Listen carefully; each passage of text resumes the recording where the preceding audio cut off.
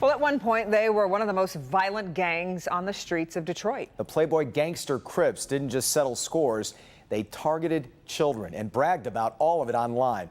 Tonight, our Sean Lay goes inside the operation that managed to take them down. I will never forget it. It was Easter morning, 2016. We were on the air at Local 4 News doing the Sunday morning news. Our phones lit up from our sources telling us that a little girl had been shot and killed inside this home. That shooting, that little girl got the attention of the feds. They got involved, traced the shooting to gang activity, and then they worked to take that gang down. Here's the rest of the story. Her name was Anaya Montgomery. Shot and killed Easter morning on Detroit's west side.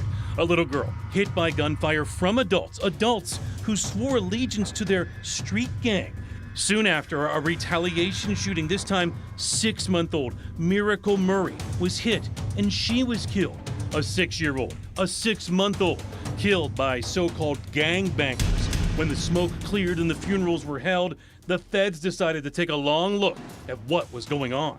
What brought this case to our attention was the murder of some young children. The ATF identified a long list of members of a gang calling themselves the Playboy Gangster Crips, posting and boasting on Facebook, guns, drugs, and threats, setting up shop and working the gang like a business here at 7 Mile and Braille on the city's west side. They have goals, and the goals are to enrich themselves and make money. And they make money through violence and intimidation and drug dealing and carjacking. The feds weren't after arresting a member or two for a shooting here or a drug deal there. They wanted to remove the entire organization from the neighborhoods they were terrorizing. The entire time, those federal investigators kept thinking of Anaya and Miracle.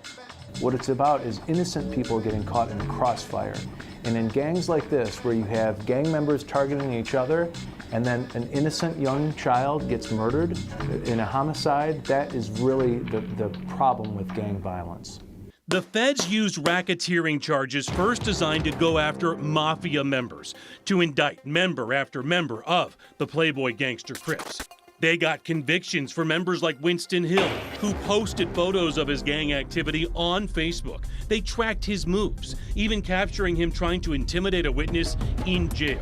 Hill and 16 other members have been convicted. They've now been sentenced to massive prison time, decades behind bars. The Playboy Gangster Crips are now out of business. What we know about this case is that the community was overjoyed that we did the arrests in this case. We're not done.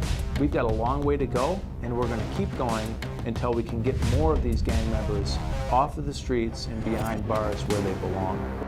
Neighbors tell us for weeks and months after the shooting here, they watched the feds raid this home over and over again and make arrests. Right now, the home is quiet. Neighbors hope it stays that way.